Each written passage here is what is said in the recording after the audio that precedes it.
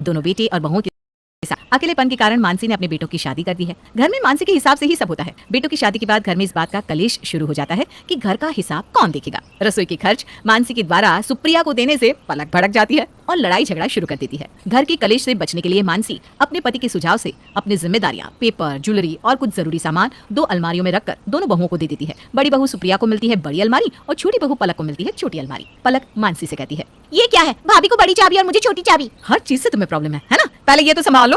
फिर पलक सोचती है, मेरा अभी कहना सही नहीं होगा, कुछ दिन देखती हूँ, फिर इन दोनों सास बहू को बताती हूँ। पलक अपनी छोटी चाबी लेकर अपने कमरे में चली जाती है और सुप्रिया बड़ी चाबी पाकर खुश हो जाती है। आज लग रहा है कि मैं बड़ी हूँ, भगवान भगवान।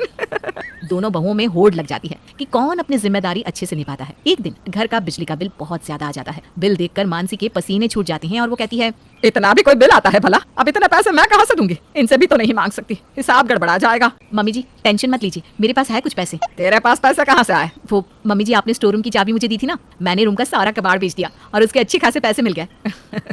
आज मुझे बहुत खुशी हो रही है, तुम मेरा घर संभाल लोगी। मानसी की बात सुनकर पलक तो जल भुनकर राख हो जाती है। सुप्रिया मानसी को पैसे दे देती है और वो बिजली का बिल भर देती है। एक रोज मानसी की किसी रिश्तेदार के घर में शादी होती है और मानसी अपनी दोनों बहुओं को बुलाकर कहती है, देखो अगले महीने मेरी बहन के लड़के की शादी है, साड़ी देनी होगी और अच्छा खर्च भी होगा। खर्च तो होगा ही, अब शादी में खर्चा नहीं होगा तो कहाँ होगा? मम्मी जी, पुनीत की शादी के समय कुछ साड़ियाँ हमने एक्स्ट्रा खरीदी थी ना, साड़ियों का काम तो हो जाएगा और बाकी बचे खर्चे तो हम इस महीने लग्जरी फूड आइटम मंगवाएंगे नहीं, सब मैनेज हो जाएगा, आप टेंशन ना लो। अरे तूने तो मेरी टेंशन ही दूर कर दी सुप्रिया बेटा। मानसी शादी में जाने की तैयारी करने लगती है और कुछ दिनों बाद शादी में चली जाती है। इधर घर की जिम्मेदारी पलक और सुप्रिया पर आ जाती है। सुप्रिया अपनी हर जिम्मेदारी अच्छे से निभाती और पलक जब देखो आराम करती रहती, घर का कोई काम नहीं करती। एक दिन बैठे बैठे सुप्रिया सोच रही थी, क्यों ना घर खर्च, राशन खर्च निकालने का कोई और उपाय लगाऊं, कुछ ना कुछ दिमाग तो लगाना होगा।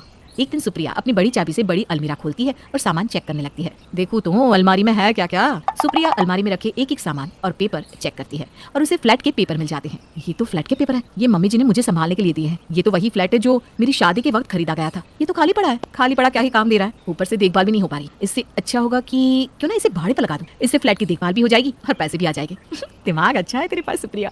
अगले दिन सुप्रिया OLX पर फ्लैट रेंट पे देने का ऐड डाल देती है और एक हफ्ते में ही 15,000 में फ्लैट भाड़े पर लग जाता है। इस बात का जैसे ही पलक को पता चलता है तो वो आग बबूला होकर सुप्रिया के पास लड़ने चली जाती है। वाह जी वाह, आपकी तो मौज है, फ्लैट बिना किसी को बताए भाड़े पर लग गया। ये कोई आपका फ्लैट नहीं है जो किसी से भी बिना पूछे भाड़े पर लगा दिया। इससे जो पैसे आएंगे वो अकेले ही डका लोगे आप? क्या सोचा मुझे पता नहीं चलेगा? अरे इन पैसों पर मेरा भी हक है, मैं दिन भर ना नजर रखती हूँ तुम पर। तुम अपना काम करो, मेरे काम में टांग मत अड़ाओ, खुद के काम तो होते नहीं, बस मुझ पर नजर रखना आता है। तुम्हें भी तो मम्मी जी ने बहुत सारी जिम्मेदारी दी है, अब तुमसे कुछ होता नहीं है तो मैं क्या करूँ? दोनों बहुओं में लड़ाई हो जाती है। लड़ाई इतनी बढ़ जाती है कि पुनीत और सौरव को बीच में आना पड़ता है। तुम दोनों पागल हो गए हो क्या? क्या कर रही हो ये सब? थोड़े से पैसों के लिए इस तरह का रवैया अपना रही हो? पलक, तुम्हें समझ में भी आ रहा है कि तुम कितना गिर गई हो? माँ ने कुछ सोच समझ कर ही भाभी को बड़ी चाबी दी है, कम से कम उनके आने का तो इंतजार कर लेती। अशोक घर में ये सब देखकर मायूस हो जाता है और मानसी को फौरन घर आने के लिए कॉल कर देता है। अगले दिन ही मानसी घर पहुंच जाती है। शाम को जब अशोक, सौरव और पुनीत घर आ जाएंगे तब मैं तुम दोनों की बात सुनूंगी। शाम को तीनों दुकान से घर आ जाते हैं और आने के साथ ही पलक शुरू हो जाती है। तुम दोनों अपनी बात एक एक करके कहो। पहले पलक अपनी बात कहती है और फिर सुप्रिया।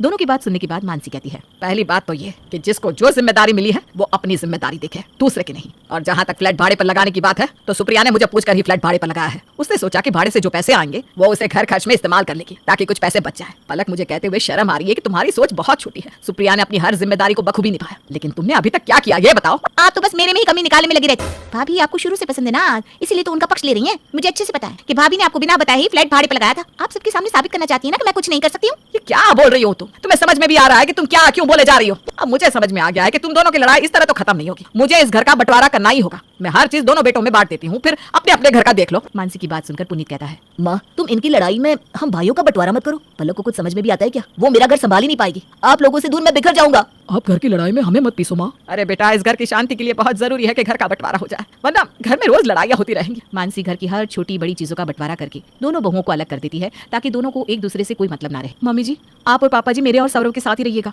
मानसी और अशोक सौरव और सुप्रिया के साथ रहने लगते हैं। सुप्रिया तो अपना घर आराम से संभाल लेती है, लेकिन पलक से कुछ नहीं होता। अब उसके लिए एक एक दिन निकालना भारी हो जाता है। अब मैं क्या करूँ? मुझे तो खाना बनाना भी नहीं आता। पहले भाभी बना दिया करती थी, ये घर मुझसे नहीं संभलेगा, मैं अकेली कुछ नहीं कर पाऊंगी। कुछ दिन तक तो पलक होटल से खाना मंगवा कर खाती है और इस तरह खर्चे का एस्टिमेट भी बिगड़ जाता है। खर्चे देखकर पुनीत कहता है, इस तरह तो मैं रोड पर आ जाऊंगा, हद से ज्यादा खर्च कर रही हो तुम। और रोज बाहर का खाना खा खा कर पलक के पेट में दर्द उठ जाता है। पुनीत उसे तुरंत एडमिट करता है। इधर मानसी और सुप्रिया को जैसे ही पता चलता है वो दोनों भी अस्पताल पहुंच जाती है। होश में आने के बाद पलक रो रो कर मानसी से अपनी गलती की माफी मांगते हुए कहती है, मम्मी जी मुझे माफ कर दीजिए, मैंने जानबूझकर भाभी को परेशान किया। आप सही थी, मैं अकेली जिम्मेदारियां नहीं उठा सकती। कोई बात नहीं छोटी बहू, ये सब मैंने इसीलिए तो किया था ताकि तू समझ पाए, वरना मैं अपने मंदिर जैसे घर का बंटवारा कभी नहीं करती। अब वापस सब एक साथ रहने लगते हैं और मानसी का घर किसी मंदिर